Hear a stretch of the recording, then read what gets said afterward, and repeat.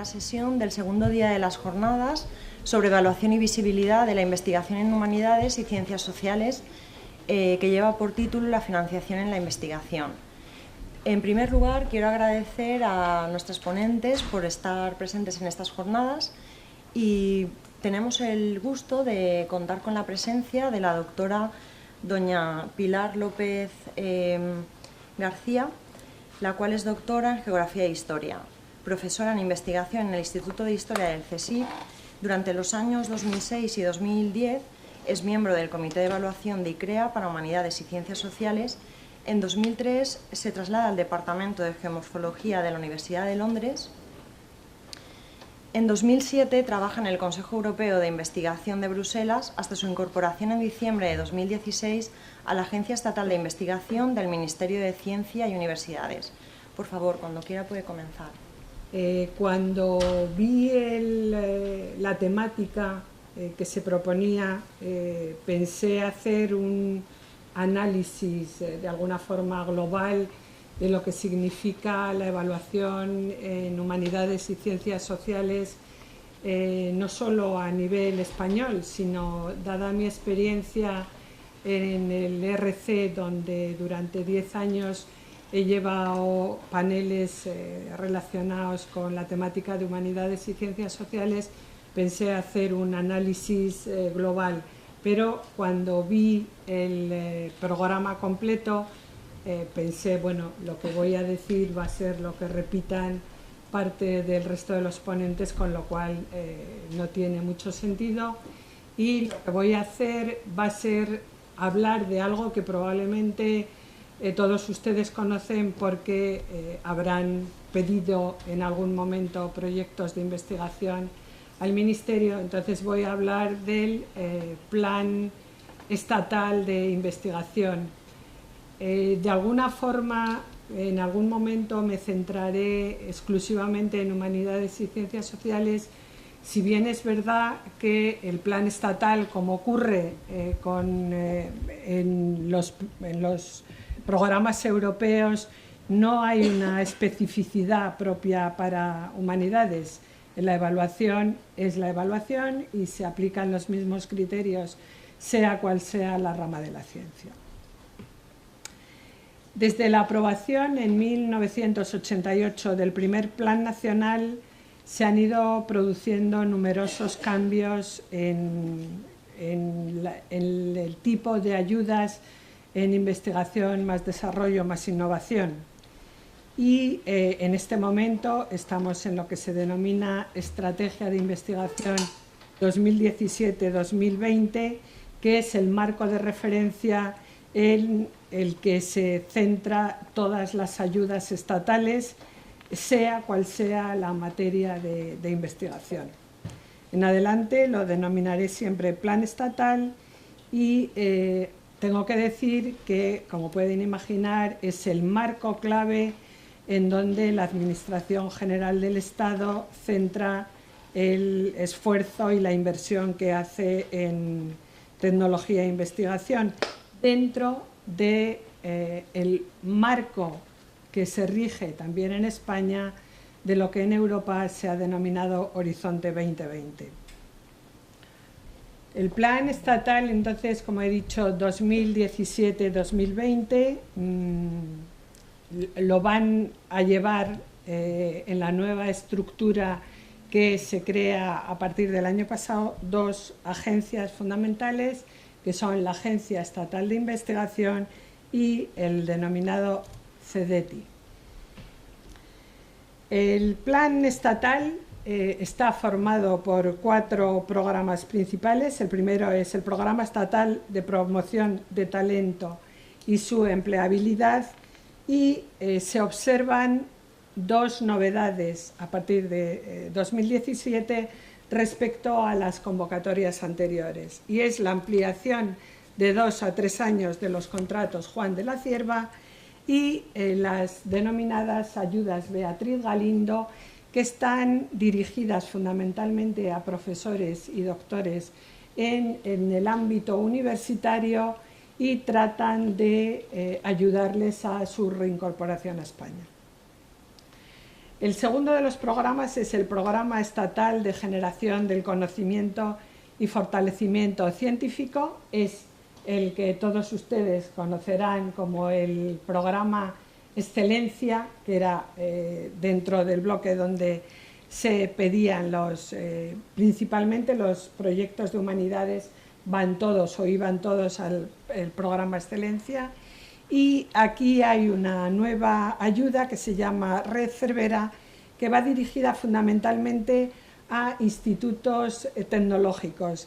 La idea es fomentar lo máximo posible la colaboración público-privada, intentando implicar a las empresas en cuestiones de investigación, un poco siguiendo el esquema normal que ocurre en Europa. Dentro de este programa se incluye la solicitud de ayudas de infraestructura científica. Este programa es, como he dicho antes, la principal fuente de investigación, de ayuda a la investigación, sobre todo en humanidades y ciencias sociales, y la duración de los proyectos va de 2 a 6 años. Los 6 años, este periodo es una novedad en el plan de 2017-2020 y está pensada fundamentalmente en financiar grupos de investigación potentes que tengan grandes conexiones con programas europeos. O sea, lo que intenta el programa estatal es la máxima conexión con los grupos europeos. Dentro de este programa está lo que se denominan los proyectos, que entiendo también los conocen, los proyectos Explora, que intentan plantear aplicaciones heterodoxas, novedosas, que rompen un poco el esquema tradicional, no tienen una temática clara ni definida, se da total libertad de plantear ideas novedosas y lo que se pretende de alguna forma es que los resultados sean suficientemente originales como para que no sean resultados previsibles. Es decir, sería lo que a nivel europeo se llaman proyectos de alto riesgo. El tercer programa es el liderazgo empresarial de investigación más desarrollo más innovación, y este programa trata de promover la transformación digital de la industria española, sobre todo a través de los programas o de los proyectos que se llaman pruebas de concepto. Serían los famosos Proof of Concept de los programas europeos, y que lo que trata es que la teoría que se ha planteado en un proyecto tradicional pueda ser transferida a la industria, y estos proyectos tienen una duración de 2 años. Finalmente está el programa estatal orientado a los retos en la sociedad.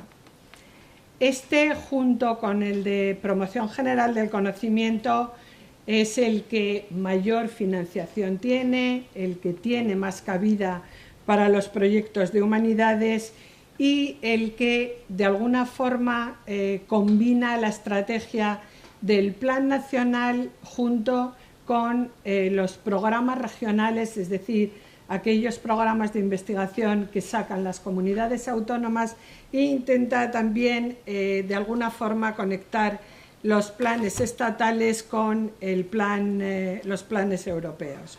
Es decir, se intenta que haya una programación conjunta a nivel internacional. En este programa se promueve la combinación de investigación fundamental con investigación aplicada, y es el que fomenta la investigación en ciencias humanas y sociales.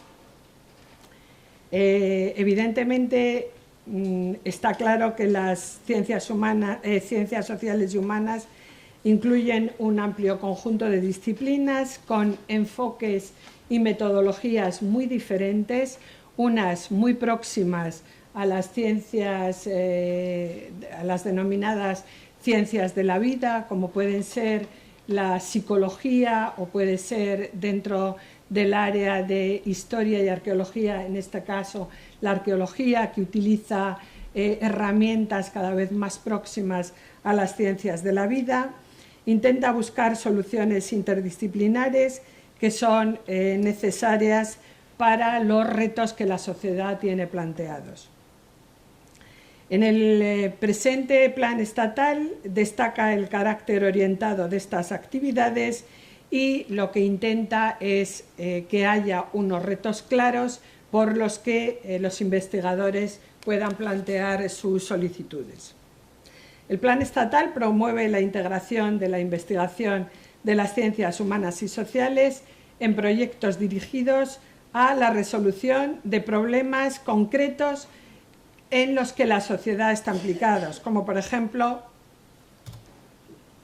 es el caso del reto de la salud, el reto del cambio demográfico y bienestar, en el de la energía o en el cambio climático y desarrollo sostenible, donde las ciencias sociales fundamentalmente tienen mucho que decir. Tengamos aquí los proyectos sobre modos de migración e inmigración, los modos de vida, la economía, el hacer un cambio sostenible, cambio climático sostenible, es decir, todos estos proyectos implican tanto a las ciencias de la vida como fundamentalmente a las ciencias sociales más que a las humanidades. En este sentido, las ciencias humanas y sociales entran en lo que se denomina reto 6, que está en línea continua totalmente con el reto número 6 de los programas europeos. Dentro de este programa retos se incorpora la investigación sobre género como una materia en sí misma, es decir, va a haber un programa que trata exclusivamente, se pueden solicitar proyectos que tratan exclusivamente del tema género en sí mismo, como se intenta que sea un programa de tipo transdisciplinar, es decir, que la palabra género pueda entrar en cualquiera de las temáticas que se solicitan tanto en ciencias sociales y humanidades como en el resto de las materias. En líneas generales, el programa de retos financia ideas y tecnologías novedosas en su planteamiento y resolución de problemas con el propósito de acelerar la aplicación de los resultados obtenidos. Incluyen, como ya he dicho antes, investigación fundamental y investigación aplicada, y aquí vuelvo a hablar de la posibilidad de, dentro de este programa, volver a solicitar los programas que se llaman de pruebas de concepto, que serían programas específicos para la aplicación de la teoría a la práctica de la empresa y que serían proyectos por 2 años. En los proyectos, entiendo que los conocen, los denominados de tipo A, que son los que van dirigidos exclusivamente a jóvenes investigadores, lo que se intenta es la atracción de talento mediante la posibilidad de recuperar a investigadores jóvenes que están o han estado un tiempo en el extranjero, abriendo la posibilidad de que pidan proyectos de investigación aunque no tengan una vinculación estatutaria con un organismo. Es decir, les da la posibilidad de, en el caso de obtener los proyectos de investigación, que sea el proyecto de investigación el que financie su propia contratación durante el tiempo que dura el periodo. Dentro de este programa de retos, de estos 4 programas que tiene, se añaden, como se puede ver aquí, en lo que sale del programa estatal de retos, 3 acciones estratégicas, que son la de salud, la de economía y sociedad digital y la estrategia de industria conectada, siendo esta estrategia de industria una novedad que aplica de nuevo el plan estatal. Como he dicho antes, lo que intenta por todos los medios es acercar la empresa a la investigación, de forma que la empresa española se sienta totalmente implicada con el desarrollo de I+D+I. Es la Agencia Estatal de Investigación, a través de la Secretaría de Estado de Investigación, la que va a llevar la dirección de estos programas, la coordinación del plan estatal y una cosa fundamental que creo que implica la seriedad de la intención de la nueva estructura, que es el seguimiento de los proyectos. De alguna forma, todos hemos pedido proyectos de investigación y hemos visto que, bueno, el Ministerio hace un seguimiento unas veces laxo, de forma que podemos meter publicaciones que más o menos están conectadas con el proyecto, otras no. Entonces, en este momento lo que se pretende fomentar de forma muy severa es el seguimiento de los proyectos.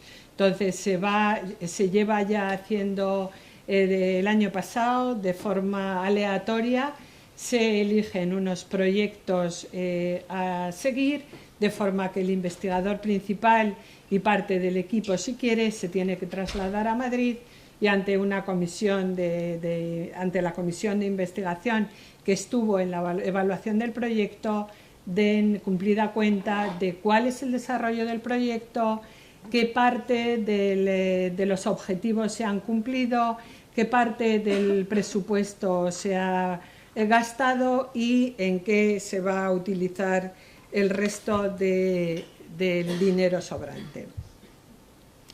Los principios del plan estatal incluyen fundamentalmente la eficiencia y la eficacia, propiciando sinergias que lleven a la optimización de las fuentes de financiación.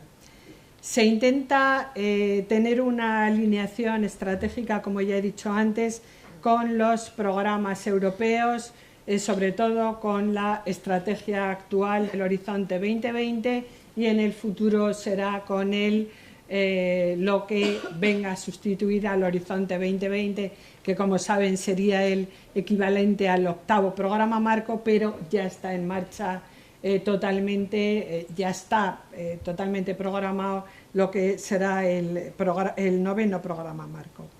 Se intenta simplificar los procedimientos de solicitud, de evaluación y de concesión de los proyectos.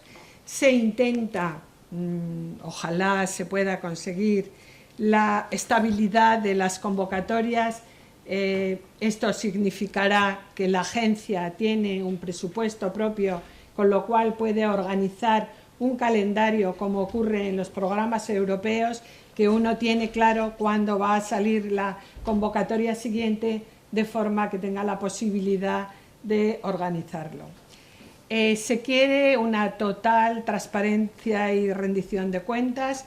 Para ello se organiza una evaluación ex ante y se va a organizar, ya está organizada, una ex post que, como he explicado antes, va a ser la evaluación que da lugar a la concesión de los proyectos y la evaluación posterior que va a llevar cómo se está trabajando en ellos. Esta evaluación spot lleva implícito algo de lo que se hablará en alguna otra comunicación, que es el acceso abierto a los resultados de la investigación. Se va a tener en cuenta que los investigadores publiquen fundamentalmente en repositorios o en revistas de acceso abierto, de modo que la investigación sea totalmente accesible a la comunidad científica.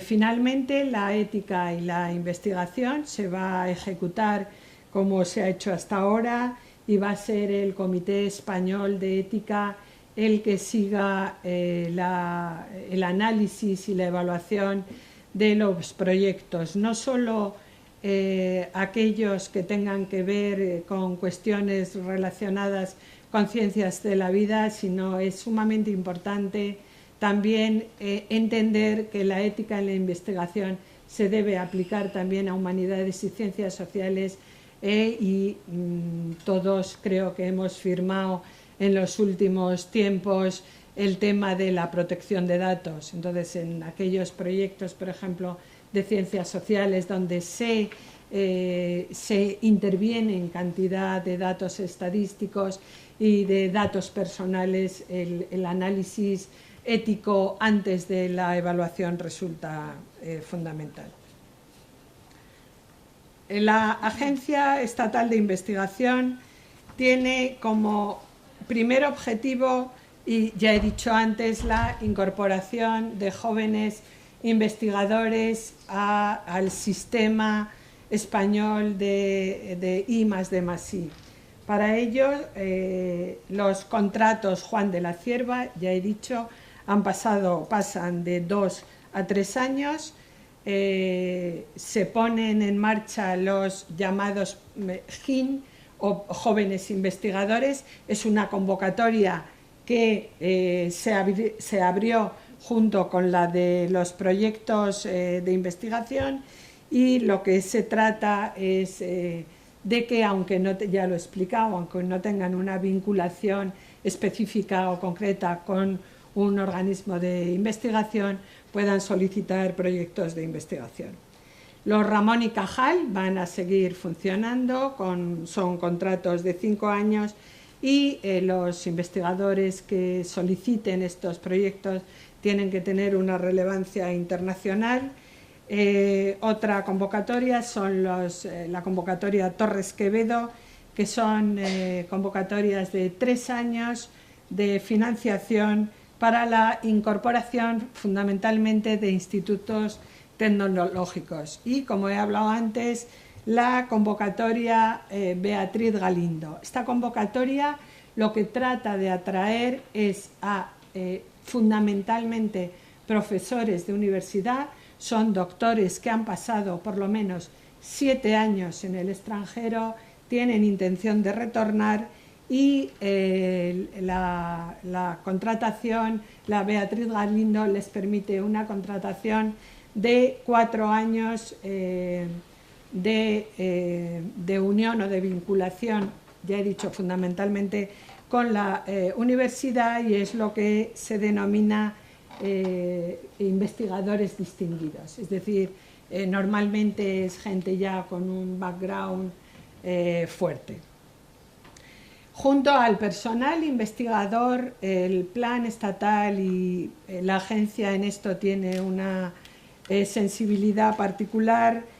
Considera que no solo son necesarios los técnicos en los programas de ciencias de la vida y de física, sino, dada la evolución que han tenido o están teniendo las humanidades y ciencias sociales, entienden que uno de los objetivos es la contratación de técnicos en investigación que puedan ayudar al equipo investigador a poner en marcha la investigación.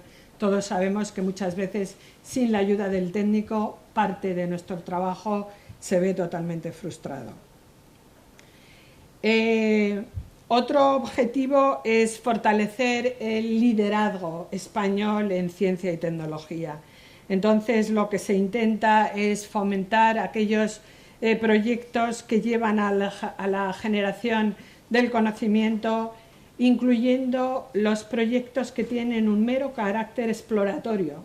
Es decir, es algo que muchas veces no nos hemos atrevido a pedir porque el proyecto todavía no tiene una clara idea y es definitivo. Pues lo que se intenta es que las ideas novedosas, exploratorias, tengan cabida y puedan solicitarse. Y el tercero de los retos que se plantea la agencia es activar la inversión privada. Es algo que no me cansaré de decir. Creo que España en ese sentido no estamos desde luego en la cabeza de Europa, vamos más bien a la cola. y la investigación, la financiación privada en investigación es todavía muy corta. Voy a hablar ya de la investigación en humanidades y ciencias sociales y la creación de la agencia. Creo que en este sentido sirve de apoyo para, en este sentido. Respecto a la parte formal de los proyectos, lo habrán visto quien haya pedido proyecto en la convocatoria actual. Desaparece el equipo de trabajo, es decir, figura el investigador principal y lo que antes se denominaba equipo de trabajo pasa a formar parte en sí del equipo de trabajo, pero sin la necesidad de que los investigadores que participan en el equipo tengan que presentar el currículum. No se ha podido firmar convenios con otras entidades y esto se ha hecho de alguna forma para controlar el gasto, porque con la firma, muchas veces con la firma de convenios con otras instituciones, nunca quedaba claro a la hora de justificar se había hecho transferencia de parte del dinero a otra institución y luego resultaba complicado. Entonces, para evitar esto se ha anulado. Bueno, aquí esto de alguna forma es una diapositiva sobre la estructura actual de cómo ha quedado la agencia. La parte realmente que más nos interesa a nosotros es la central, que es la de coordinación, evaluación y seguimiento. Es en la parte en la que yo estoy implicada directamente y es donde se va a hacer la evaluación y se va a hacer el seguimiento de los proyectos. Otra de las cosas que se ha hecho es que, bueno, la agencia en parte es el resultado de la desaparición, por una parte, de la ANEP, que era la Agencia Nacional de Evaluación y Prospectiva, y por otra, de la Subdirección General de Proyectos.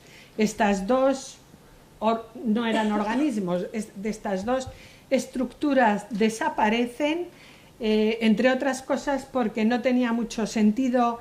La ANEP tenía una clasificación de áreas y la Subdirección General de Proyectos tenía otra distribución de áreas que en algunos casos eran equivalentes, en otras no lo eran.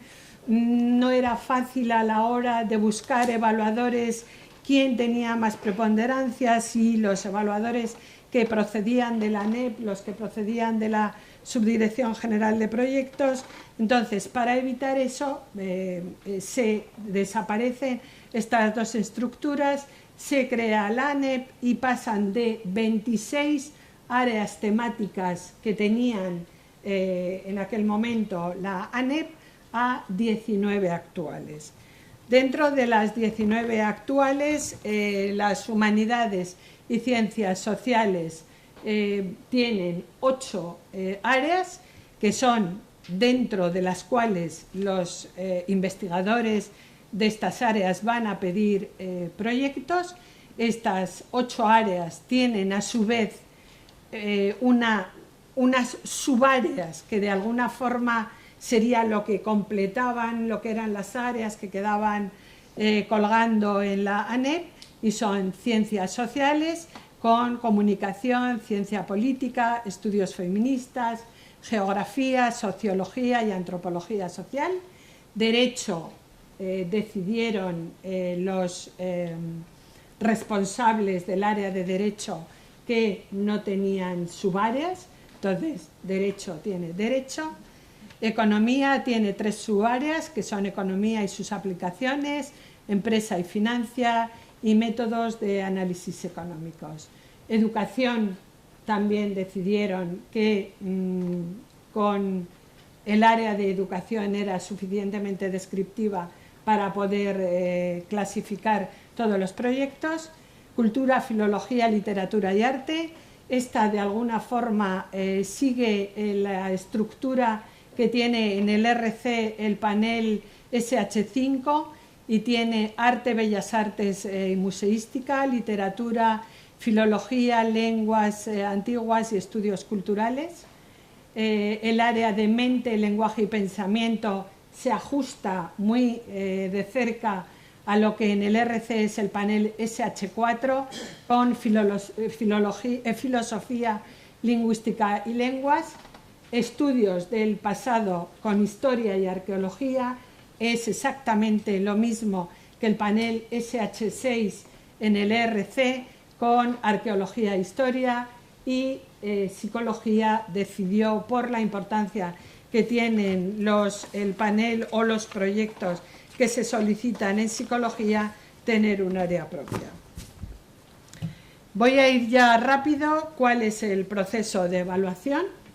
El proceso de evaluación tiene una comisión técnica, que yo la llamaría al revés. Van a ver cómo de alguna forma lo que se llama comisión técnica debería ser comisión de evaluación. La comisión técnica está constituida, va a haber 19 comisiones técnicas, es decir, una comisión técnica por área, y van a hacer un informe científico-técnico de la calidad del proyecto, de cuáles son los objetivos, de la metodología, de la calidad del investigador principal, y lo que se va a intentar, probablemente no en la convocatoria actual, sino en las del futuro, es, si alguno de ustedes ha estado evaluando en el Ministerio, se habrá dado cuenta que la clasificación de los proyectos es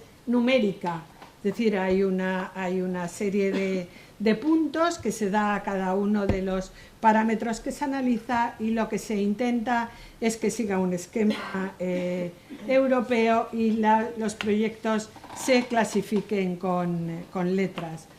A, B, C, D serían proyectos excelentes, proyectos buenos, proyectos regulares y proyectos malos o no financiables. Asimismo, la comisión técnica, una vez que ha valorado el proyecto, le pasa un informe a la comisión de evaluación respecto a la importancia del proyecto, como para que el proyecto tenga la posibilidad de solicitar becarios con cargo al proyecto. Es decir, va a ser esta comisión la que, una vez que analice la calidad del proyecto, el recorrido científico del investigador principal, las tesis que ha dirigido, si es capaz de llevar a cabo la dirección de un becario o varios becarios predoctorales, se concederá. La composición de la comisión es nueva con la creación de la Agencia Estatal de Investigación. Entonces, cada comisión va a estar formada por un presidente, que es un investigador de reconocido prestigio internacional, que va a ocuparse fundamentalmente no solo de dirigir el panel que va a llevar la evaluación, sino de elegir a los colaboradores. Habrá un colaborador especialista en cada una de las subáreas, que en este caso que se han visto de humanidades y ciencias sociales. Hasta ahora las comisiones científico-técnicas del área de humanidades van a ser bastante llevaderas y manejables, porque, como han podido ver, el número de subáreas no es muy alto, pero hay paneles en ciencias de la vida en las que el número de subáreas son como 20, es decir, porque han englobado muchas de las áreas que había en la ANEP. Entonces, estas comisiones son enormes. La comisión técnica, como he dicho, eleva una relación de proyectos a financiar, que los pasa. Y en la comisión esta técnica habrá un funcionario del Ministerio, un funcionario de la Agencia Estatal de Investigación, que hará de secretario, sin voz pero sin voto, y será quien eleve la resolución de la comisión técnica a la comisión de evaluación.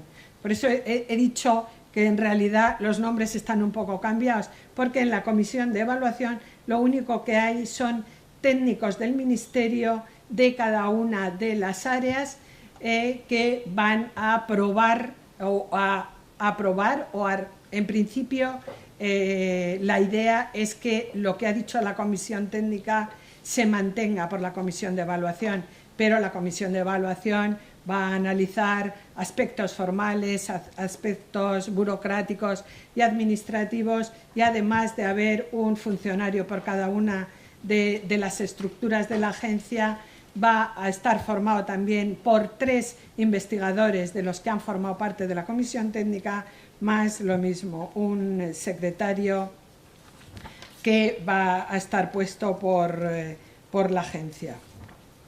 Los criterios de evaluación van a ser los mismos que por lo menos en la convocatoria actual. Bien es verdad que a fecha de hoy la idea es que en la convocatoria que se acaba de publicar, creo que ya está cerrada, me parece que acababa como antes de mediados de octubre, si lo han visto, los criterios de evaluación que han salido, que son públicos, es lo que se llama bases reguladoras, son los mismos de la convocatoria 2013-2016. Es un poco un sinsentido, teniendo en cuenta que había un organismo nuevo.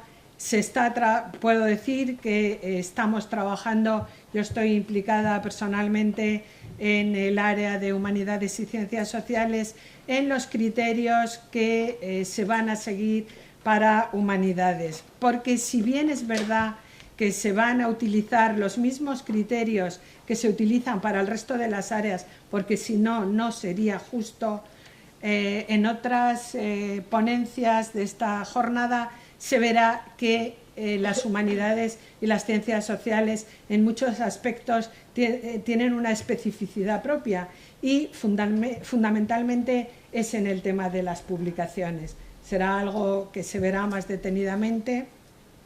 Entonces se va a valorar la calidad científico-técnica, se van a tener muy en cuenta, y ruego para convocatorias próximas, entiendo que en la actual ya lo han tenido en cuenta, es fundamental la claridad de los objetivos que se presentan.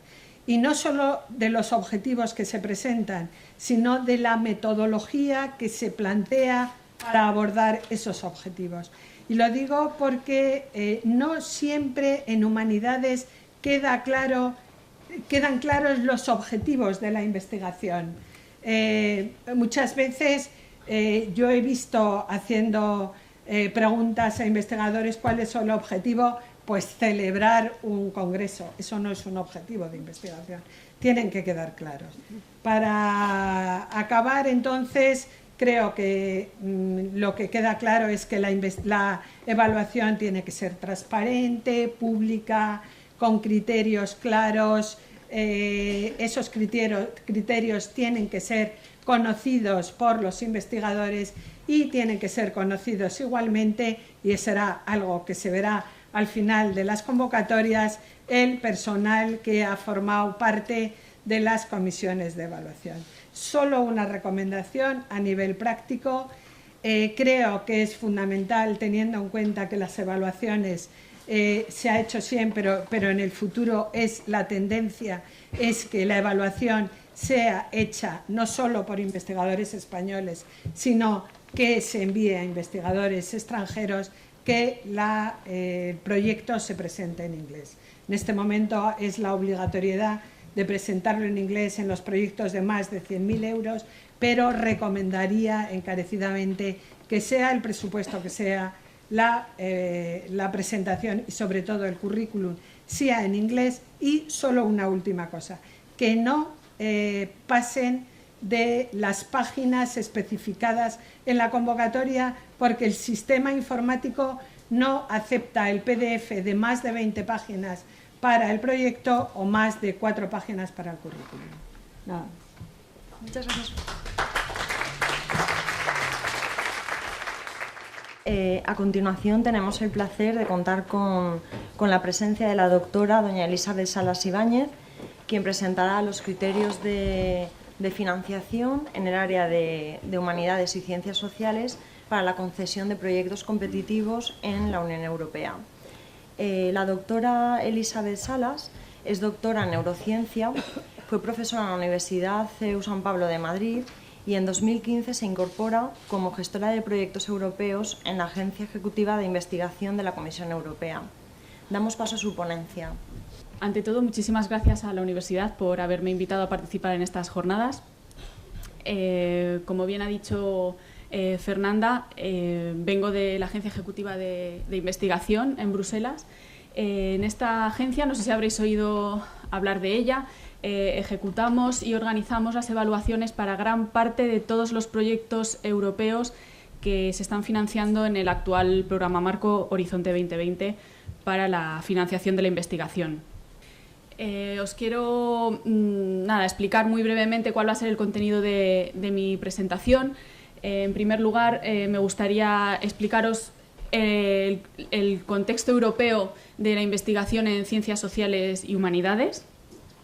A continuación, explicaré muy por encima, porque no tenemos tiempo para explicar absolutamente todos los programas que hay y las acciones que hay bajo el Horizonte 2020, pero sí me gustaría daros unas pinceladas sobre las acciones del Horizonte 2020, en las cuales están implicados de lleno las ciencias sociales y las humanidades.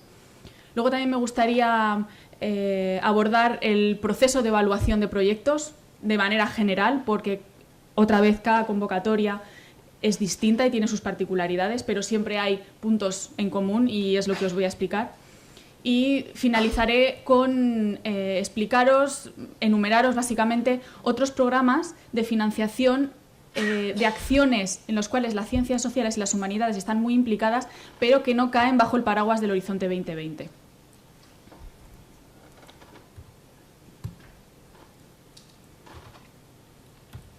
Bien, para comenzar me gustaría poneros este mapa, simplemente para que dé una visual. Veáis luego os explicaré que en el Horizonte 2020 hay 3 pilares de acciones.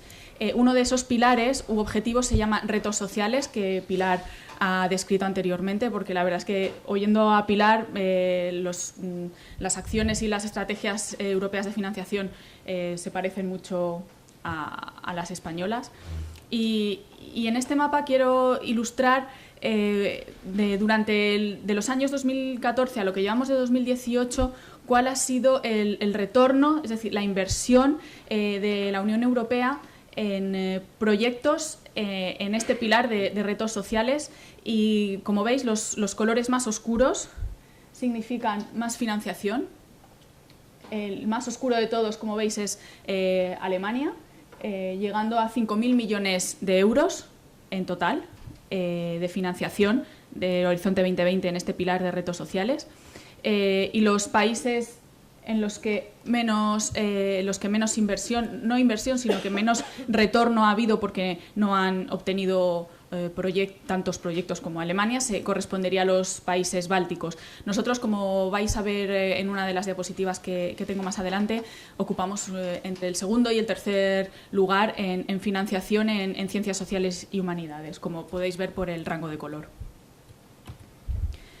Esta diapositiva me la voy a saltar porque voy a explicar más adelante cuáles son las disciplinas más financiadas o en los que más beneficiarios, expertos en distintas disciplinas de ciencias sociales hay en los proyectos financiados, no solo en el pilar retos sociales, sino en general en todos los proyectos que están marcados como relevantes en ciencias sociales y humanidades, porque una de las políticas de este periodo 2014-2020 de la Comisión Europea para investigación es que las ciencias sociales estén muy presentes en todos los ámbitos de la investigación, no solo en particular en su huequito de convocatoria solo y exclusivamente para ciencias sociales. Luego lo explicaré más adelante. Pero bueno, aquí podéis ver que un 34% de beneficiarios que son expertos en alguna disciplina de ciencias sociales y humanidades, pues la subdisciplina más financiada es económica, seguidas de ciencias políticas y administración pública, y los menos representados son demografía, antropología e historia. Bueno, en esta diapositiva, que es un poco liosa, lo que quiero representar básicamente es cómo se distribuye Horizonte 2020, para que de un vistazo, los que no lo conozcáis en profundidad, os podáis hacer una idea. Estos son todas las acciones con todos los pilares de Horizonte 2020 y tenemos los 3 pilares fundamentales, que son ciencia excelente en azul, en la cual tenemos el European Research Council, donde ha estado Pilar durante 10 años, las famosas becas Marie Curie, las tecnologías futuras y emergentes, de donde yo vengo, y infraestructuras de investigación. Aquí en este pilar de ciencia excelente se ven representadas las ciencias sociales, aunque en lo que hablaré a partir de ahora me voy a centrar en el pilar de retos sociales, porque no nos da tiempo de explicar absolutamente todos los pilares y todas las particularidades de cada una de las acciones en cada pilar. El siguiente pilar son los retos sociales, son 7 retos, y aquí podéis ver también la distribución, de financiación de 2014 a 2016 de estos retos. Y aquí tenemos, en verde tenemos el liderazgo industrial, en el cual las principales subdisciplinas que estarían financiadas dentro del ámbito de las ciencias sociales y humanidades serían la economía y administración y finanzas, como veis aquí con el asterisco verde. Por políticas de investigación de la Unión Europea, se establece cada año un informe de seguimiento de los proyectos marcados como ciencias sociales y humanidades. Es decir, hay un particular interés en el que las ciencias sociales y las humanidades estén presentes en los proyectos de investigación en general que se financian con dinero europeo. Este informe de seguimiento ha tenido en cuenta el pilar liderazgo industrial, retos sociales y, en particular, las becas y proyectos financiados y ejecutados por el ERC. En este informe se corrobora lo que os dije anteriormente, y es que las disciplinas más representadas son las ciencias económicas, la sociología, las ciencias políticas y la administración pública, y las menos representadas son geografía, filosofía, humanidades y arte. La manera en la que la Comisión Europea, la Unión Europea, quieren que las ciencias sociales y las humanidades tengan relevancia es establecido en 2 vertientes. Una, con convocatorias específicas de ciencias sociales, como el reto número 6 del pilar retos sociales, que es sociedades inclusivas, en el cual hay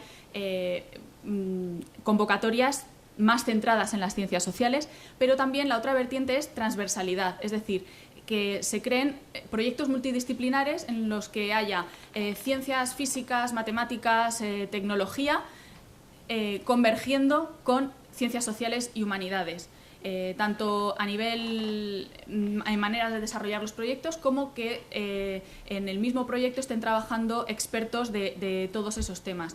Y un ejemplo muy claro es de la unidad de la que yo provengo, en la cual trabajamos y ejecutamos proyectos de esos que Pilar hablaba de alto riesgo, esos que generalmente no los financiaría nadie. Entonces nosotros somos como aquellos que acogemos todos esos proyectos que son muy novedosos, que quieren salvar el mundo y bueno, lo explican lo suficientemente bien como para que al final los acabemos financiando. Pues curiosamente, en esta unidad en la que yo trabajo, FET Open, nos llamamos Open porque estamos abiertos a todas las disciplinas, empezó siendo solo una convocatoria de proyectos que financiaban proyectos de informática, tecnología, de telecomunicaciones, y ahora se ha transformado en una convocatoria de proyectos totalmente abiertos, pluridisciplinares.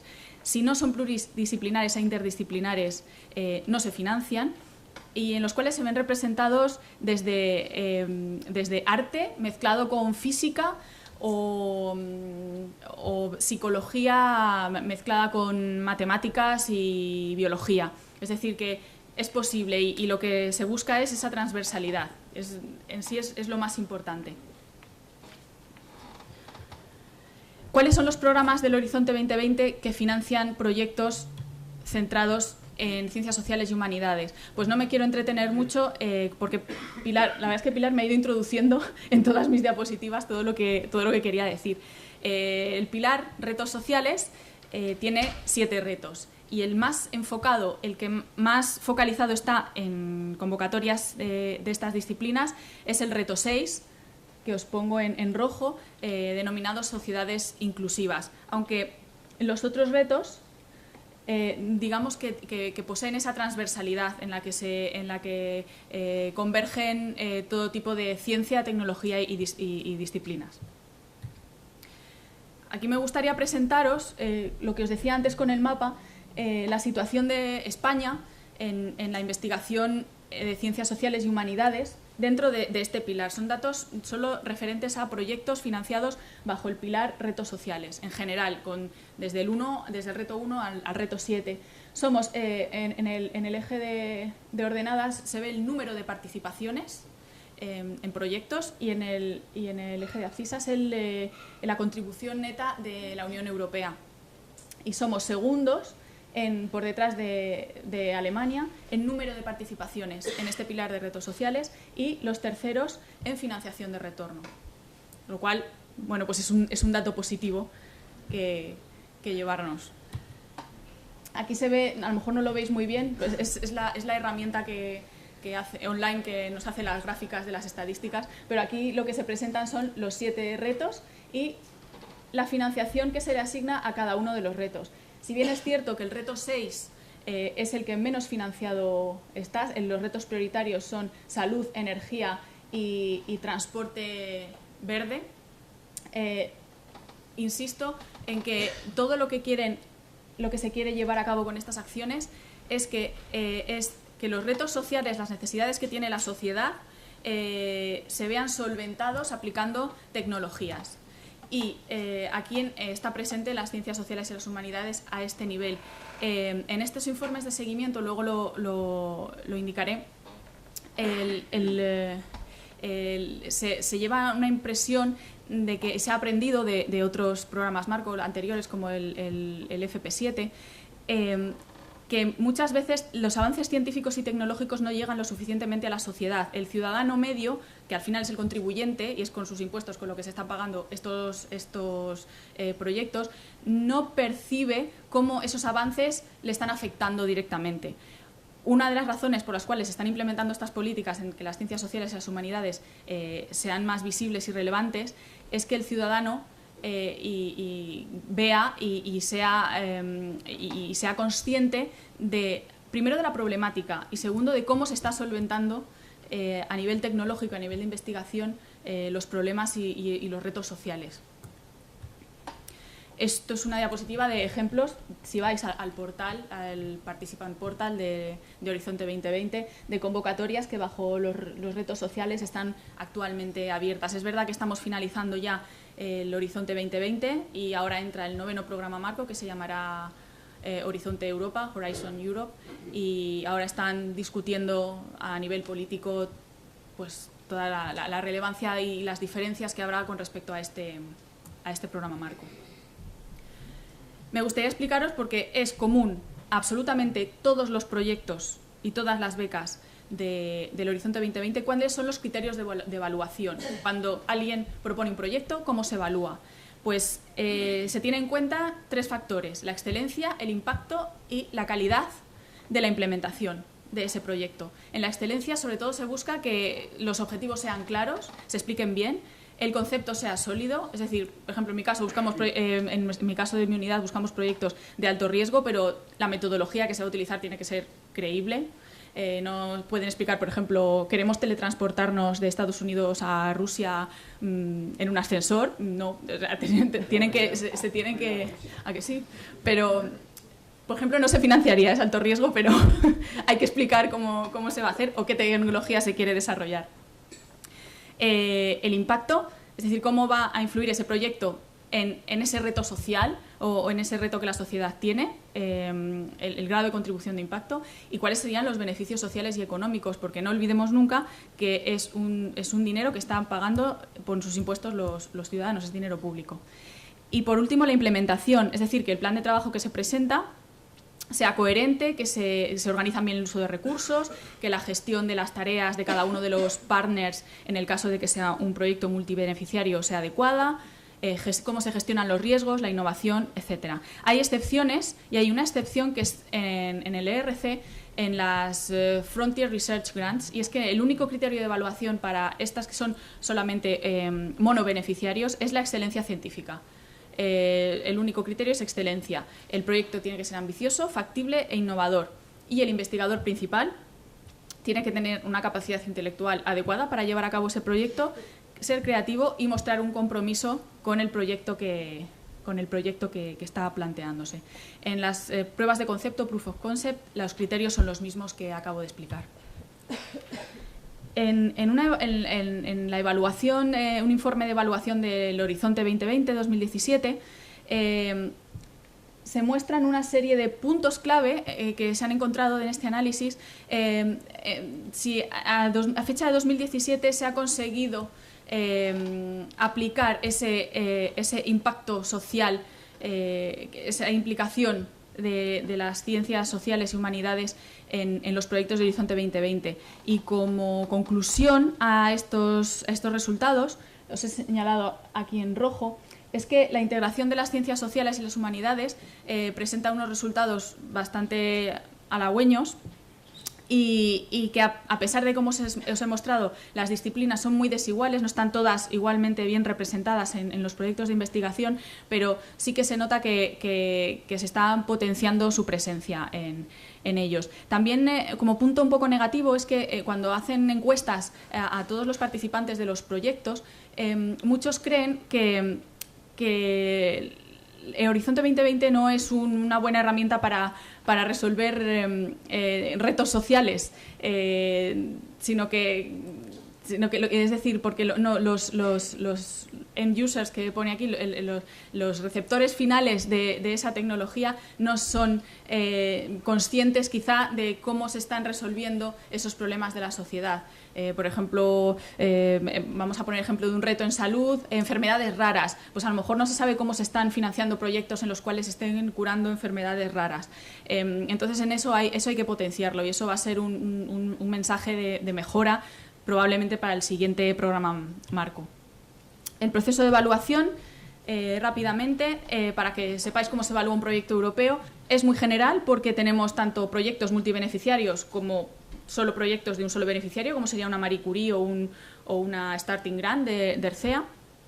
El número de expertos, aquí están representados los expertos y las fases. Varía, depende de la convocatoria y del tipo de acción, pero en general se lleva a cabo una fase remota en la cual varios evaluadores, 3 o 4, evalúan esa propuesta.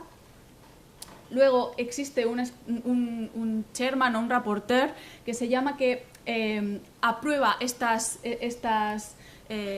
informes de estos expertos por separado, y digamos que llegan a un consenso y logran un informe consensuado. Este informe consensuado, una vez de que está aprobado por todos, pasa por un control de calidad. Es otro experto el que lo chequea y declara si está bien. Sobre todo no es en cuestión de contenido científico-técnico o de disciplina, sino que es si no hay faltas de ortografía, si está explicando en todos los criterios de evaluación cómo pretende pasar esos criterios, etcétera. Luego hay una fase, generalmente en Bruselas, esto es en remoto, en Bruselas hay una fase con paneles, otra fase de expertos que ya hacen lo que se llama la lista final o ranking list, en la cual se hace una última ronda de evaluación en la cual se discuten a nivel científico los proyectos que se tienen que evaluar. Y es finalmente en Bruselas donde se queda cerrada esa lista de evaluación.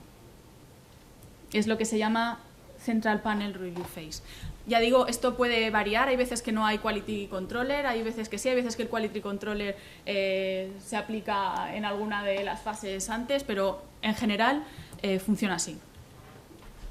Y finalmente me gustaría explicaros cuáles son los descriptores de evaluación dentro del área de las ciencias sociales y humanidades, por ejemplo en las acciones Marie Curie, dentro del pilar Ciencia Excelente, y tenemos la sociología, antropología, derecho, comunicación, ciencias económicas, etcétera.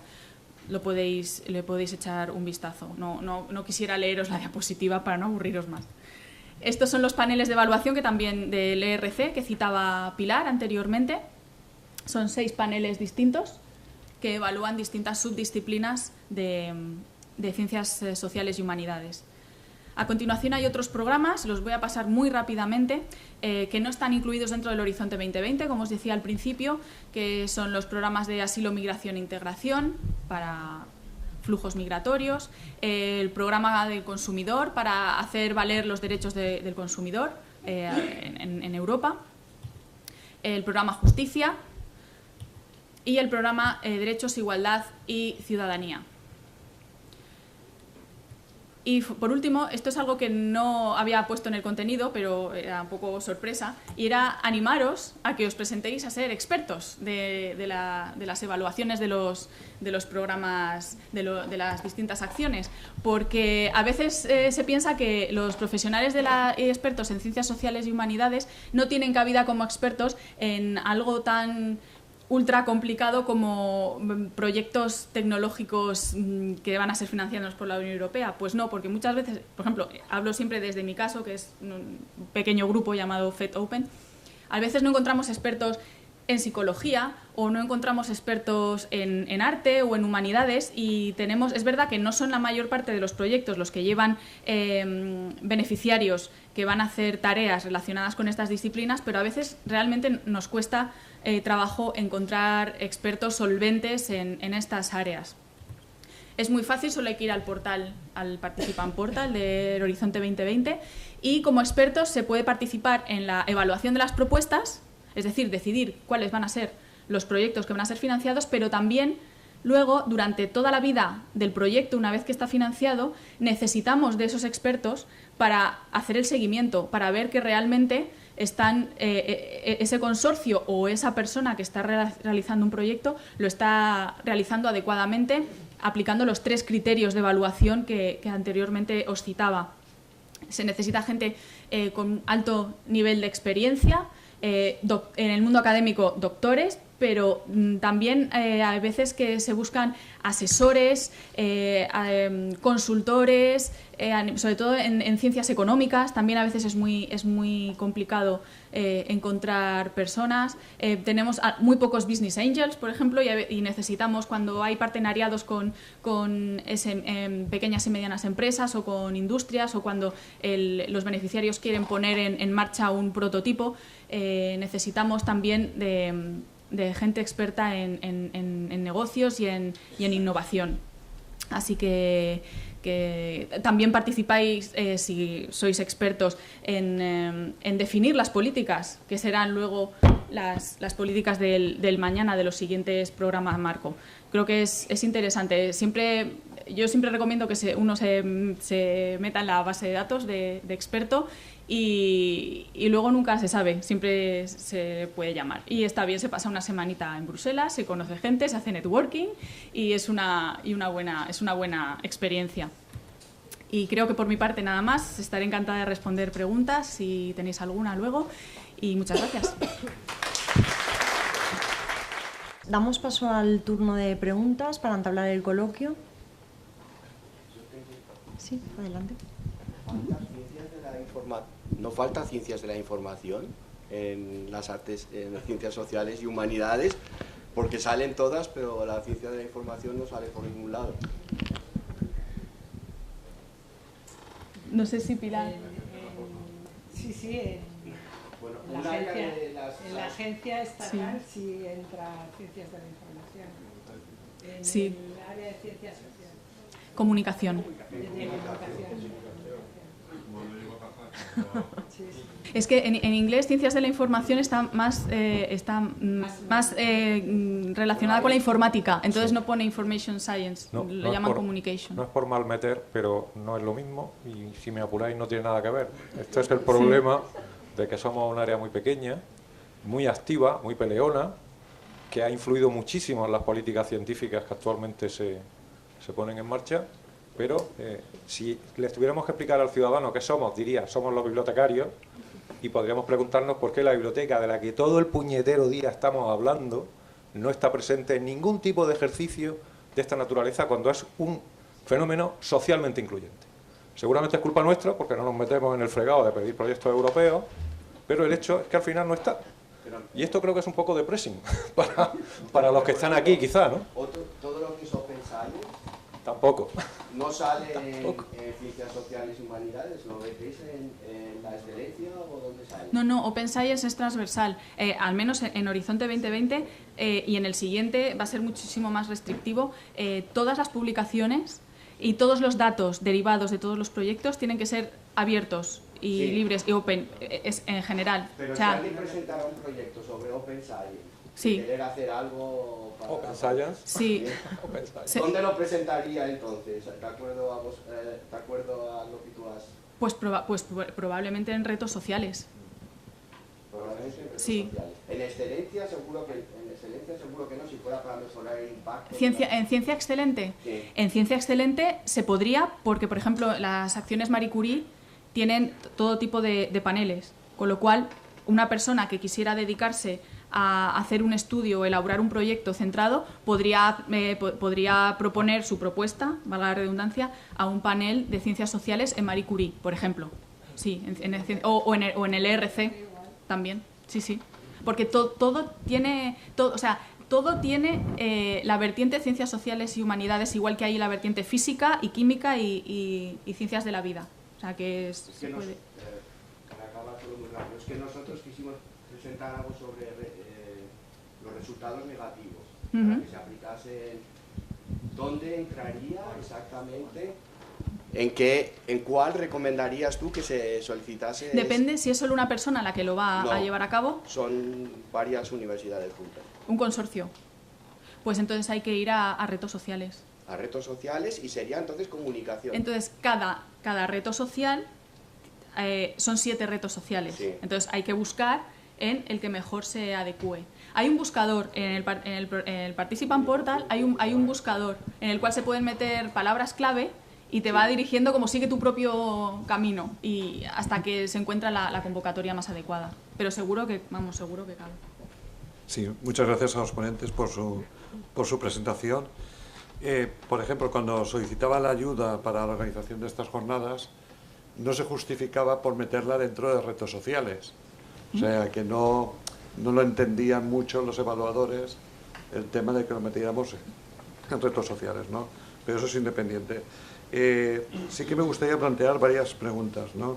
Me parece muy interesante lo que ha comentado Pilar de la evaluación, el post, ¿no? Porque muchas veces con lo que nos hemos encontrado es que se han financiado proyectos de investigación y luego no ha tenido ninguna publicación científica, ningún congreso de divulgación de la actividad, etcétera.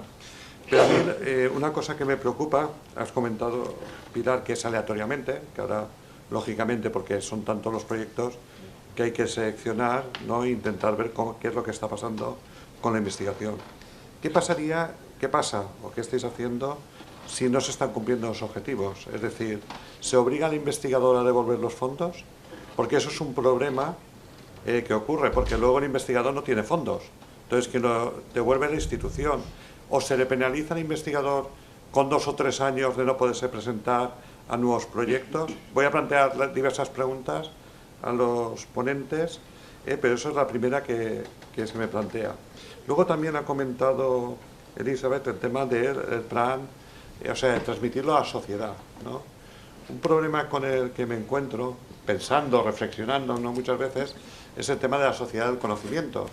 Es decir, decimos que como todo está financiado por fondos públicos, pues entonces esto se soluciona haciendo Open Data, metiendo todas las publicaciones en abierto, como comentaba, que es una obligación de meterlo en abierto, pero claro, esto a la sociedad no llega, ¿no? Entonces, cuando te encuentras, comentaban muy bien Pilar el tema de objetivo, me planteo objetivo organizar un congreso. Indudablemente un objetivo del proyecto no es organizar un congreso, eso estaría dentro del plan de difusión del proyecto, ¿no? Pero sin embargo, cuando los investigadores pedimos un proyecto, en el plan de difusión siempre se nos ocurre organizar un congreso, una publicación en el cuartil 1, hacerlo en Open Access, pero no estamos familiarizados, porque tampoco tenemos a veces la formación o la capacitación para hacer material divulgativo para que llegue a la sociedad, ¿no? Y eso creo que es muy importante que se considere. La FECIR sí que está trabajando, tiene convocatorias anuales en esta temática, ¿no?, para que pueda llegar a toda la sociedad, ¿no?, que yo creo que es importante.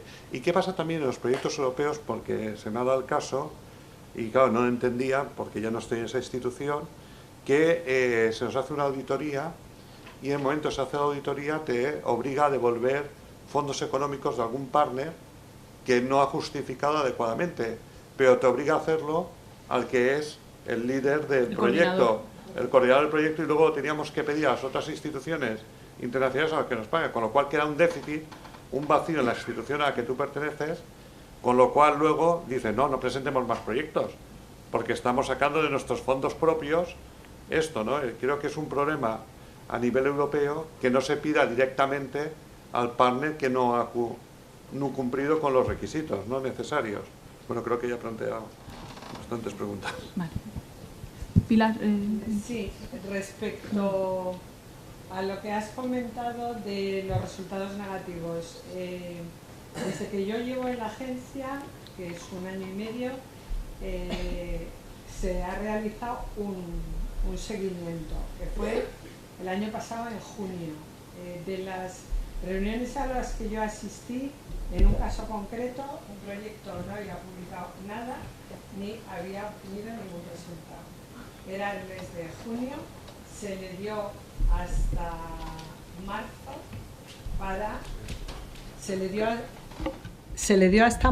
para mejorar resultados, y si no, se le para el proyecto.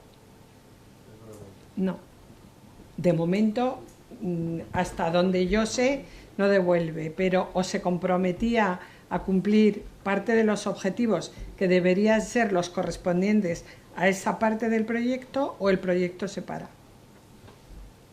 La idea es en eso ser tremendamente estricto, cosa con la que estoy absolutamente de acuerdo, porque si no, yo he visto no solo en los proyectos españoles, tengo que decirlo, también he visto en proyectos RC que los investigadores, y ahí me meto yo en el saco de investigador, creemos que el funcionario que está al otro lado es un poco despistado, y entonces nunca se va a fijar realmente. Y yo he visto en proyectos RC que te llamaba la atención cómo es posible que esta persona haya publicado en el RC, si son de 5 años, la primera revisión es a los 2 años y medio. Y entonces que a los 2 años y medio llegara alguien con 40 publicaciones, y tú dices, esto resulta un poco chocante, y te das cuenta que es que mete absolutamente todo. Entonces hay que ser tremendamente cuidadosos, porque la tendencia es que haya funcionarios específicos que conocen cómo funcionan los proyectos para revisar ese tipo de fallos.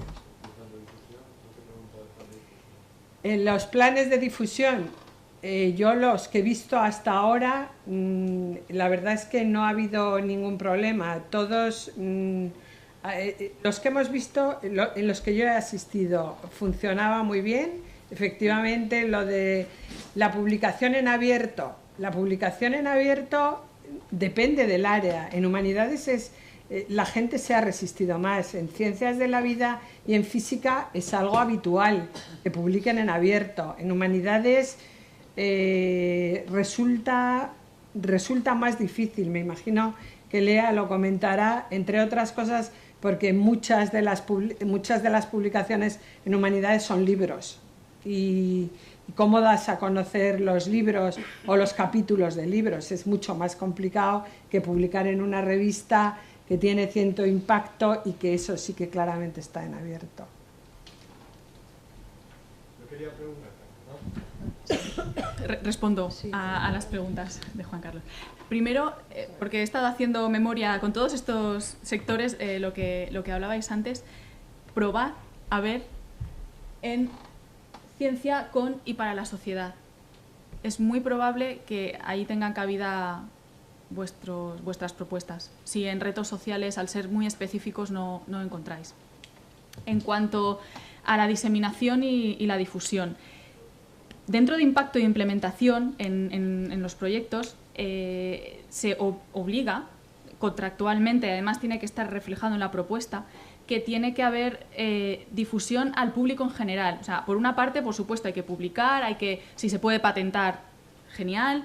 Es decir, hay que tener ciertos resultados para la comunidad científica y en cuanto a publicaciones. Y el tema del Open Access, Open Data, eso da para abrir un seminario de una semana. O sea que, pero hay que realizar actividades de diseminación y difusión y se pueden meter dentro del presupuesto del proyecto.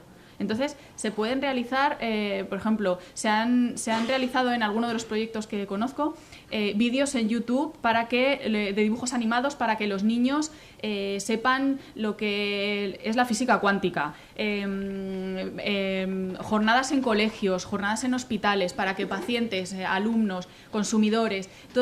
Y contra más original, mejor se puntúa. Es decir, no nos basta solo con voy a hacer 2 publicaciones y voy a organizar un congreso. Eso es lo normal. Aquí se busca la excepcionalidad y la excelencia también en eso. Y se puede pedir presupuesto para eso dentro del proyecto, con lo cual es financiable. No hay ningún problema. Segundo, las auditorías. El coordinador, por contrato, es el último responsable de todo lo que suceda en el proyecto. Es así. Y claro, no hay que tomarse el rol de coordinador a la ligera. Esto también nos da para otras jornadas de una semana. Porque, no, de hecho hay infodays solo para coordinadores, porque realmente alguien se mete a ser coordinador y le viene un poco grande en el sentido de que a lo mejor es una persona que está es jefe de departamento, vamos a imaginar, o jefe de la institución, o solo de laboratorio y está totalmente desbordado con trabajo de laboratorio y no puede dedicarse a coordinar a distintas instituciones de distintos países. Es muy complicado, entonces tiene que tener también un respaldo de su universidad o de su institución y contar con un project manager para hacerlo. O tener conocimientos de project management y delegar otras tareas en gente de confianza, pero es que son los últimos. Y claro, por supuesto, el que tiene que pagar, por ejemplo, si hay un partner que ha tenido unos gastos irregulares, es el partner el que tiene que pagar. Pero si el partner es, por ejemplo, una pyme y se va a la bancarrota, que hay muchos casos, ¿qué haces? Pues tiene que ser el coordinador el que asuma. También es verdad que hay fondos de garantía, que los guarantee funds que intentan paliar eso un poco, pero es que el coordinador es el coordinador, es el capitán del barco, y si se hunde el barco es el capitán el que se hunde, es así. Sí, quería preguntarle a Pilar que en esto de las convocatorias de proyectos, como lo que se pretende son grandes innovaciones, descubrimientos y retos para la sociedad, etcétera, si existe alguna penalización para aquellos investigadores o grupos que llevan una línea de investigación y que piden un segundo, un tercer proyecto, un cuarto proyecto, porque muchas veces no se llega a un descubrimiento, digamos, en un único periodo de 3 o 4 años un proyecto, sino que necesitas una larga trayectoria. Lo digo porque he oído algo al respecto, ¿no? De que sí que existe esa penalización, porque lo que se quiere son pues, cambios e innovaciones. Hasta lo que yo he visto hoy, no hay penalización si se justifica que el nuevo proyecto no tiene nada que ver con el anterior, es decir, no solapa ninguno de los objetivos previamente planteados y que no, o sea, vamos a ver, lo que no debe decirse nunca, como no alcancé el objetivo en el primer proyecto, lo pido ahora, porque entonces te van a decir que no. Hay que justificar claramente que es una línea de continuidad, pero que en ningún momento está solapando algo que tenía que haberse acabado previamente. Evidentemente, si yo trabajo, mi caso, en neolítico, en prehistoria, no tiene mucho sentido que el proyecto siguiente yo lo pida sobre los cartagineses, porque claramente no voy a saber por dónde cogerlo. Si lo pido en la misma línea, tengo que justificar que aún en esa línea no voy a hacer lo mismo que tenía que haber hecho. Yo quería plantear otra cuestión, ¿no? La impresión que me da, tanto en proyectos europeos como en proyectos financiados por el Ministerio, en el área de humanidades y ciencias sociales, no es que sí que sea una financiación para un proyecto, como estaba comentando mi compañero Rafa, para realizarlo, pero luego ya no hay financiación. Habéis hablado de la financiación privada. Entonces, claro, haces, por ejemplo, como hizo la Universidad de Granada o nosotros mismos, de un factor de impacto potencial de las revistas de ciencias sociales, revistas médicas, etcétera, que se servía como referente porque no estaban incluidas en la Web of Science, y nos permitía una clasificación de estas revistas. Claro, sin fondos posteriores no puedes mantener estos proyectos, ¿no? Y también es frecuente ver proyectos de la Unión Europea en la que hay muchos partners y de repente ya ha cambiado de quién depende esa base de datos y al final al rato deja de funcionar porque ya no tiene financiación, ¿no? Es decir, ¿se ha planteado una solución o tenéis alguna idea de cómo se podría mantener estos proyectos? Porque una cuestión es la investigación en ciencia de la salud y ciencias básicas, es decir, si yo estoy haciendo un estudio de psicobiología con ratas y estoy haciendo unos cortes, etcétera, está claro, acabo el estudio y no tengo por qué hacer nada si no me dan un proyecto. Pero esto es una transferencia a la sociedad. Por ejemplo, se me ocurre también otro proyecto que era científicos y humanistas valencianos. Es decir, mientras hay financiación, pues tú puedes alimentar, tienes personal técnico, personal de apoyo que te permite alimentar. Pero en el momento deja esa financiación, el proyecto ha decaído. No puedes actualizar datos biográficos, no puedes actualizar estudios de la producción científica, no puedes actualizar nada. Es decir, ¿no se plantean las instituciones ver cómo mantener estos proyectos en marcha? Planteo. Desde luego, a nivel nacional, yo tengo una particular visión y probablemente errónea por venir de donde vengo. O sea, yo estoy acostumbrada a ver que la financiación mínima es 1,5 millones y la máxima son 3 millones. Entonces, cuando yo llegué aquí, asistí a la primera evaluación y vi proyectos con 12.000 euros para 3 años, creí que estaban de broma. Y pensé, vaya momento más tonto de ponerse a bromear. Pero me dijeron, no, es que esto es lo que se da aquí. ¿Cómo? ¿De qué me está usted hablando? ¿Y qué se puede hacer con 12.000 euros? Es decir, a mi gusto es el gran problema de la ciencia española, la escasez de financiación. No digo ya, los que se llevan el máximo dinero son los físicos y sobre todo los que están en contacto con el CERN, porque como tienen que tener los aceleradores de no sé cuántos, se llevan cientos de miles de euros sin despeinarse. Pero en humanidades yo creo que la máxima cantidad que he visto dar han sido 120.000 euros. Evidentemente tiene que cambiar mucho la cosa y de momento en el caso de la agencia, que es la que da los proyectos, tener un presupuesto propio, porque en este momento, hasta que ha llegado el señor Pedro Duque, dependíamos del señor de Guindos, que naturalmente le daba lo mismo exactamente la investigación, pero lo mismo, yo le vi asistir a una inauguración y yo dije, alguien le ha escrito el discurso que no le ha dado tiempo a leerse, porque no sabe poner la coma donde es, con lo cual está diciendo cosas que suenan un poco raras.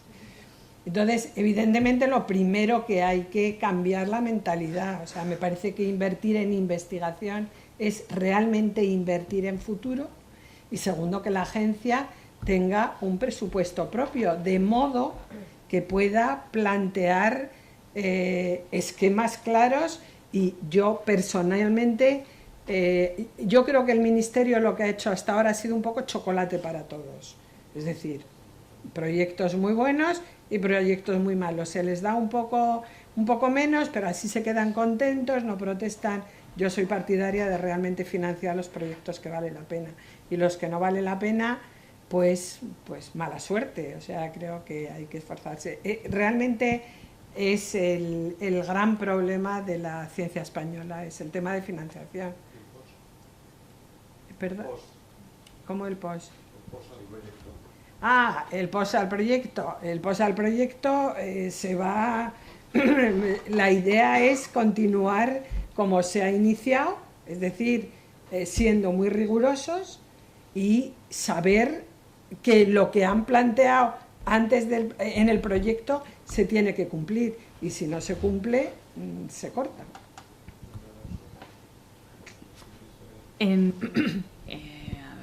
Es complicado porque una vez que se acaba el proyecto, se acaba la financiación. Entonces, en el caso ahora con todo lo de Open Access y Open Data, también, insisto, se puede pedir... Aquí es que este es el rol del coordinador y del project manager que pide la ayuda. Se puede dedicar, como es obligatorio, hacer un desglose de todos los resultados en repositorios públicos, ya sea de papers, revistas, como de los datos derivados de esa investigación. Se puede pedir dinero dentro de ese mismo proyecto, una partida, para mantener esa base de datos y contratar personal que la vaya poniendo al día. Bien, es cierto que una vez de que se ha finalizado el proyecto, lo que pasa es que en el caso de proyectos europeos, si has conseguido un proyecto europeo, es difícil que no vayas enlazando con algún otro tipo de acciones europeas. Es relativamente fácil, y si no, y si tienes un proyecto europeo, seguro que les gustarás un poquito más a los de las agencias nacionales y a los evaluadores nacionales, con lo cual siempre se pueden pedir dinero para infraestructuras, y en ese dinero para infraestructuras ir manteniendo esas bases de datos. Entonces, pero evidentemente cuando se acaba la financiación de un proyecto, se acaba, no hay más. Desde luego, por ejemplo, en el caso español, la idea que se tiene es intentar conectar unos con otros, es decir, el plan nacional que se pueda suplementar con los planes regionales y con los proyectos europeos. No es la primera vez que una de las casillas que tiene, por ejemplo, el RC pone qué otro tipo de proyectos se han solicitado y qué porcentaje de solapamiento hay con este que se pide. Es decir, que se entiende que se pueden solicitar ayudas que van en paralelo para completar la financiación. Yo tengo una pregunta, pero que no puede parecer ofensiva, pero no es ofensiva. Igual que va a haber ahora el European Research Cloud, que se va, creo que a presentar en Viena pronto. Lo que he hecho yo de menos en los proyectos de la Comunidad Europea es la infraestructura y la coordinación de lo que hacemos los demás. Voy a poner un par de ejemplos. Nosotros intentamos presentar que el identificador de científicos lo diera la Comunidad Europea, pero no pudimos nunca incluir un proyecto de ese tipo. Quiere decir que hoy tenemos el ORCID, que lo hacen... nosotros empezamos con ORCID y dijimos no, tiene que ser ORCID, tenía que ser la Comunidad Europea que lo hiciera, y no lo ha hecho. Quiere decir que vamos a presentar un cloud y no tenemos la infraestructura de identificar a la gente que está en el cloud. Quiere decir, eso son cosas así que van pasando. Otro caso muy parecido. Todas las universidades tienen sus CRIs, sus centros de documentación y tal y cual, pero estamos todos que no estamos unidos, que no son compatibles porque no hay criterios y estándares a nivel europeos para trabajar juntos. ¿Qué hace la Comunidad Europea? Trabaja con Elsevier, con Clarivate y les da los proyectos a ellos. Parece horrible, pero nunca he visto la posibilidad de cómo se puede actuar de una manera activa o decir algo o presentar. No quiero parecer aquí que tengo una rabieta y quiero decir algo, porque ya sé que vosotras no tenéis nada que ver aquí con esto, pero es una frustración de ver que se da un montón de dinero por proyectos que luego no van a seguir funcionando porque no tienen la capacidad, aunque sean muy interesantes, porque no son sostenibles con el tiempo, y en cambio esa infraestructura que necesitaríamos todos para poder hacer algo juntos, que sería lo más importante de la Comunidad Europea, que pudiéramos trabajar juntos, que no se está haciendo prácticamente nada y que estamos perdiendo oportunidades como lo de ORCID, que es una vergüenza al final que no seamos nosotros los que lo hayamos hecho y no sea el mundo académico, y tengamos otra vez que, aunque sea una non-profit organization, ¿no? Y esa era mi reflexión, vamos, no es una pregunta, es una reflexión. Es la realidad de lo que hay. Sí. De todas maneras, a mi nivel, que yo además no trabajo en políticas, nosotros simplemente reportamos a las direcciones generales nuestros resultados para que ellos fabriquen las políticas. Sí que es cierto que existen en cada una de las acciones lo que se llaman CSAs, que son Common Support Actions, que no son proyectos de investigación en sí, sino que son redes, son proyectos que sirven para crear redes de especialistas en un mismo campo para que se desarrolle una infraestructura, por ejemplo. Es lo único que puedo decir desde mi nivel. Muy bien. ¿Alguna cuestión más? Sí, un segundito. En mi modesta opinión, yo creo que se tendría que abrir también convocatorias para subvencionar líneas de investigación, porque la investigación no es como construir una acera o un estadio que lo construyes y ya está y se acaba, ¿no? Sino que es una continuidad, ¿no? Entonces, por lo tanto, pedir un proyecto de 3 años o 4 años que te dan 1.500 euros el primer año, como nos pasó a nosotros, ¿no? El primer año de subvención de un I+D de retos, 1.500 euros para pasar el año, está bien. Bueno, pues tendría que ser eso, no sé, algún tipo de convocatoria o de pensar en las líneas de investigación que son más a largo plazo, y efectivamente pues habrá que ir demostrando la capacidad, el currículum, los resultados, la difusión, la transferencia, etcétera, a lo largo de ese periodo, que creo que debería ser un poco más largo. Eso, desde luego, el RC es el sitio ideal para plantearlo. Muy bien, ¿alguna cuestión más? Agradezco a todos su presencia, especialmente a las ponentes, y damos por finalizada la mesa redonda. Muchas gracias.